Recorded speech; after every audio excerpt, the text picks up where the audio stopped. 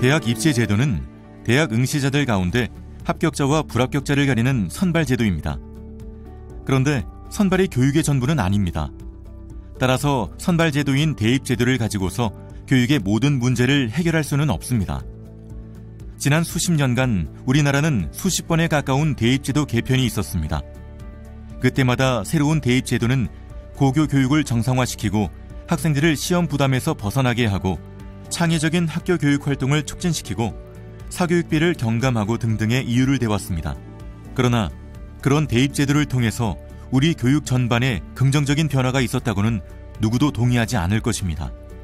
항상 이런 주장들은 그저 번드레한 말잔치였다는 것을 많은 국민들은 체험으로 알고 있습니다. 대입 선발 제도는 대학생을 뽑는 선발 기능에 충실하면 됩니다. 인문계 고등학교를 졸업해서 대학에 진학하는 학생들을 선발하는 제도는 고등학교 교육과정을 충실하게 이수했느냐를 평가하고 이를 통해서 대학에서 공부할 실력을 잘 갖추었느냐를 평가하는 거죠. 거기다가 모두가 선망하는 유명 대학들을 둘러싸고 치열한 경쟁이 존재하는 것이 우리의 현실이니까 그러한 경쟁이 공정하게 잘 관리가 되느냐를 해결하면 되는 겁니다. 또한 이번 대입 개편안은 특별히 지난 1년 동안의 사회적 여론과 요구에 부합하는 것이어야 합니다. 작년 8월 김상곤 장관이 들고 나온 수능 절대평가안은 수능 시험을 무력화하고 정시를 사실상 의미 없게 만드는 조치였습니다. 동시에 이에 따라 불투명하다는 비판을 받아온 학생부 종합전형의 확대를 촉진하는 조치였습니다. 그러자 이에 대한 사회적 비판과 반발이 특히 학부모와 예비 수험생들을 중심으로 거세게 일어났습니다. 결국 김상곤 장관은 자신이 추진하던 수능 절대평가와 학종의 유지 혹은 확대 정책을 더 이상 밀어붙이기 어렵게 되었고 급기야 대입제도 개편을 국민 공론에 떠넘기는 상황이 만들어졌습니다. 이번 개편안은 이러한 사회적 문제 제기에 답하는 것이어야 하고 이를 통해 대입제도에 대한 사회적 합의를 도출하는 것이어야 합니다. 의제 사회 제안을 구체적으로 말씀드리기 전에 먼저 현행 대입제도 문제, 그 중에서도 수시 선발이 가지고 있는 문제를 먼저 설명드리겠습니다. 수시 비중, 배보다 배꼽이 커졌습니다. 그래프에서 보듯이 정시와 수시의 체제가 정립된 2003학년도에 수시는 30% 정도이고 정시가 70% 정도였습니다. 사실 수시는 정시를 보완하기 위해서 만들어진 제도입니다. 그런데 지금은 수시가 74%에 육박하고 정시는 20%대로 쪼그라들었습니다. 배보다 배꼽이 더 커진 것이 현행 대입제도의 첫 번째 문제입니다. 일단 수시에 합격하면 정시에 응시할 수 없습니다. 이 점을 이용해서 상위권 대학들은 최대한 우수한 학생을 많이 선점하기 위한 도구로서 수시를 활용해왔습니다.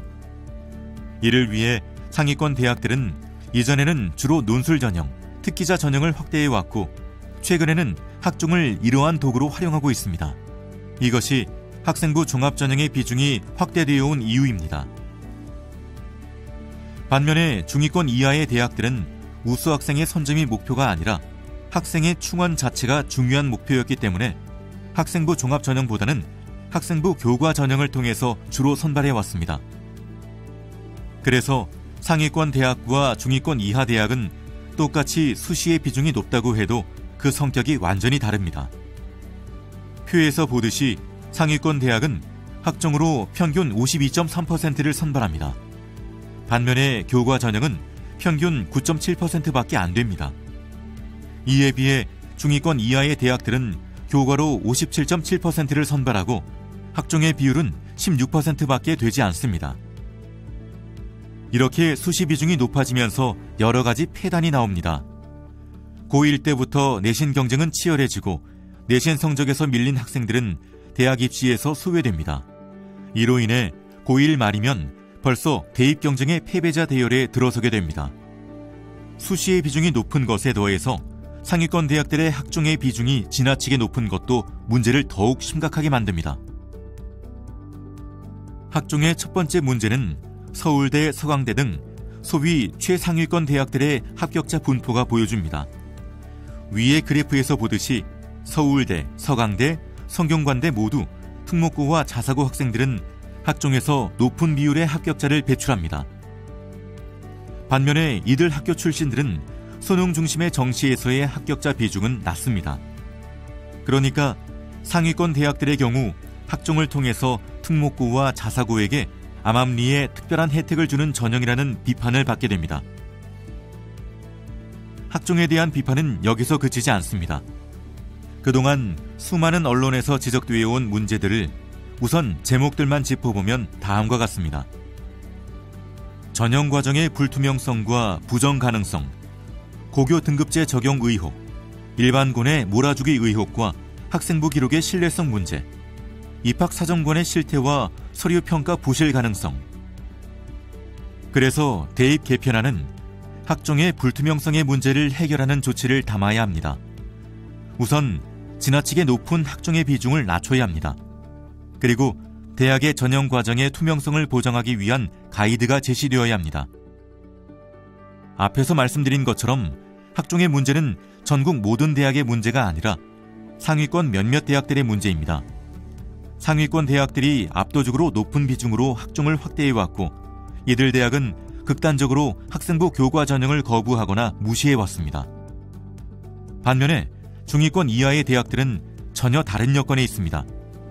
이들 대학은 정시 수능 선발에서 상위권 대학에 비해 경쟁력이 취약합니다. 그래서 이들 대학에서의 수시는 우수 학생을 선점하는 도구가 아니라 정시 이전에 가능한 한 학업 능력이 뒷받침되는 학생을 충원하기 위한 방안으로 활용되었습니다. 따라서 중위권 이하 대학들의 수시 전형의 특징은 상위권 대학들과 전혀 다른 양상을 보입니다. 중위권 이하 대학들의 수시 전형은 세 가지 점에서 상위권 대학과 다른 특징을 가지고 있습니다. 이들 대학은 수시에서 논술이나 특기자 혹은 학종이 아니라 주로 학생부 교과 전형으로 모집합니다. 따라서 수시 학종에 대한 사회적 비판과는 상대적으로 거리가 있습니다. 또한 정시 확대를 요구하는 수험생과 학부모들이 주된 목표로 하는 대학은 중상위권 대학이기 때문에 중하위권 대학들은 정시 확대의 사회적 요구에서도 어느 정도 벗어나 있습니다. 게다가 중하위권 대학들은 인구 절벽으로 학생 수 감소와 미충원의 위기에 몰려 있고 이런 상황에서 이들 대학을 상위권 대학들과 수능 중심 선발로 경쟁을 시키는 구도를 만들게 되면 미충원 위기는 더 심해질 것입니다. 이러한 종합적 판단에 기초해서 의제 4가 제안하는 것은 다음과 같습니다. 수시 정시 비율 조정의 방향은 첫째, 실질적으로 정시를 확대하면서도 중위권 이하의 대학에 압박이 되지 않도록 해야 한다. 둘째, 불투명성이 문제가 되는 학종의 비율을 낮추는 정책이어야 한다는 것입니다. 이를 위한 구체적인 대안은 이렇습니다. 정시를 확대하되 수시와 정시의 비율은 대학의 자율에 맡긴다. 그 대신 학종의 비율이 교과의 비율을 넘어서지 않도록 한다는 정부의 가이드를 확고하게 제시한다는 것입니다. 이러한 정책의 의미와 효과는 다음과 같습니다. 중위권 이하의 대학들은 거의 대부분 이미 교과의 비중이 학종의 비중보다 높기 때문에 위의 가이드에서 전혀 영향을 받지 않고 정시와 수시의 비율을 자율적으로 결정할 수 있습니다. 상위권 대학은 지난 11년간 교과의 비중이 평균 10% 초반대에 불과했습니다. 앞으로도 상위권 대학이 교과 전형을 아주 높일 가능성은 거의 없습니다. 이 방안이 상위권 이상에서 가져올 결과를 예시하면 다음과 같습니다. 예를 들어 상위권 대학이 학종으로 30%를 선발하려면 교과로도 30%를 선발해야 합니다. 또 만일 교과로 20%만 선발한다면 학종으로도 최대 20%를 선발해야 합니다. 따라서 1차적으로 상위권 대학들의 학종의 비중은 지금보다 많이 줄어들게 됩니다. 또한 교과의 비중이 아주 높아지지 않을 것이기 때문에 결국 수시의 비중은 줄어들고 정시의 비율은 확대됩니다. 결과적으로 정시 확대의 사회적 요구를 해결하고 상위권 대학의 높은 학종 비중을 낮출 뿐 아니라 중위권 이하 대학에는 대입제도의 개편이 아무런 영향을 주지 않을 수 있는 최선의 안이 의제 4입니다. 수능이 확대되면 마치 우리나라 고등학교 교육이 완전히 망하기라도 할 듯이 주장하는 사람들이 있습니다. 하지만 이분들의 주장은 사실적 근거나 논리적 근거도 빈약합니다. 예를 들면 수능은 반복적 문제풀이와 단순 암기식 입시 위주 교육의 폐단이 있다. 수능 점수 1점 차이로 학생을 차별하는 것은 비교육적이다. 수능은 학생들을 성적 중심으로 한 줄 세우게 만든다. 수능은 자사고와 특목고 및 강남권 등 금수저에게 유리하다. 수능이 확대되면 사교육비가 증가한다. 이런 비판들입니다. 그러나 사실 수능에 대한 이런 비판은 논리적으로 타당한 주장들이 아닙니다. 시간 관계상 이에 대한 반박은 나중에 토론에서 질문을 주시면 자세히 말씀드리겠습니다. 이제 수능의 장점에 대해 이야기해 보겠습니다. 먼저 대학 수학 능력에서 국어, 수학, 영어, 사회과학, 자연과학의 중요성입니다. 우리나라에서는 국영수 공부라고 하면 왠지 지긋지긋한 암기식 공부를 떠올리는 경향이 있습니다. 그러나 이들 과목들은 대학에서 공부할 지식 기반을 갖추는 핵심 과목입니다. 우리나라뿐 아니라 미국, 영국, 프랑스, 독일 등등 대부분의 국가들에서는 대학 진학 공부에서 이 과목들이 핵심 과목입니다.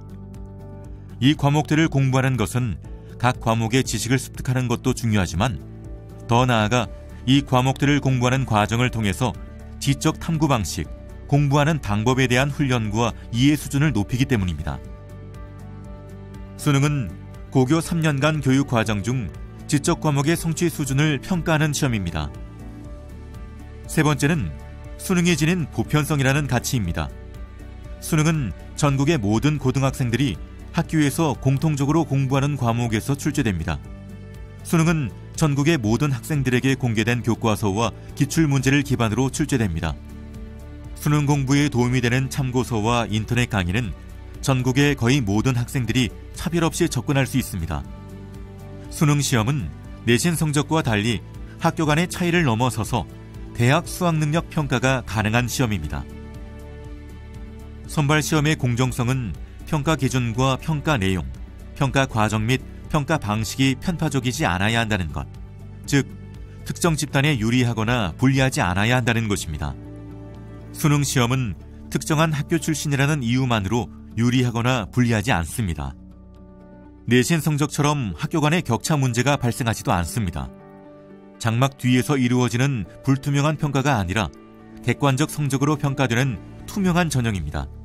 따라서 부정의 소지가 없습니다. 마지막으로 수능의 장점은 부모의 영향력이 상대적으로 낮은 전형이라는 데 있습니다. 사회 배려 전형이라는 특별 전형을 제외하면 사회 경제적으로 불리한 지위에 있는 계층에게 유리한 전형은 없습니다.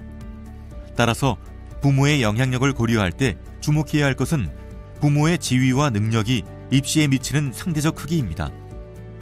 수능은 입시 정보력, 입시 자료를 구성할 능력, 네트워크 활용 능력 등 부모들의 영향력이 입시에 직접적으로 작용하는 영향을 받지 않는다는 점에서 특히 학종과 비교하여 부모의 영향력이 상대적으로 적게 작용합니다. 부모가 아무리 돈이 많고 권력이 있다고 해도 자녀의 수능 공부를 대신해 줄 수는 없으며 자녀의 시험을 대신 치러줄 수도 없습니다. 부모가 지원하더라도 공부는 스스로 해야 하고 시험도 학생이 직접 봐야 하기 때문입니다. 이번에는 수능 상대평가와 절대평가 문제입니다. 의제 4는 수능 상대평가 방식을 유지하는 것이 현 상황에서 불가피하다고 제안합니다. 먼저 9등급 절대평가를 도입해서는 안 되는 이유를 말씀드리겠습니다. 9등급 절대평가에서 6과목 시험을 보면 54등급이 나옵니다. 즉 수능은 만점이 54점인 시험이 되는 셈입니다. 참고로 학종은 보통 서류 700점, 면접 300점 등 1000점 만점으로 평가합니다. 총점이 54점이므로 50만 명이 응시한다면 같은 등급에 평균적으로 1만 명 가까운 동점자가 발생하게 됩니다. 수많은 동점자가 발생하기 때문에 결국 수능 성적으로는 합격과 불합격을 구분할 수 없습니다. 따라서 필연적으로 면접이나 논술 등 다른 변별력 있는 시험이 추가로 필요해집니다. 그런데 만일 면접이나 논술로 당락이 결정된다면 그것은 이미 수능 전형이 아니라 면접이나 논술 전형인 것이 될 것입니다. 결국 9등급 절대평가를 주장하는 것은 실제로는 수능 전형을 폐지하라고 주장하는 것입니다. 수능 전형은 수능 성적으로 합격과 불합격을 구분하는 전형입니다. 따라서 설령 단 10%를 선발하더라도 수능 전형으로 선발한다면 그 전형은 수능 성적으로 선발할 수 있어야 합니다. 따라서 수능 전형이 독립적으로 존재하기 위해서는 현재의 여건 속에서 수능의 상대평가 방식을 유지하는 것이 불가피합니다. 마지막으로 수능 최저 학력 기준을 활용하는 문제에 대한 의제 사회의 입장은 대학마다 여건의 차이가 있는 점을 고려해서 원칙적으로 대학의 자율에 맡기는 것이 옳다는 것입니다. 다만 여기에도 최소한의 가이드는 필요합니다.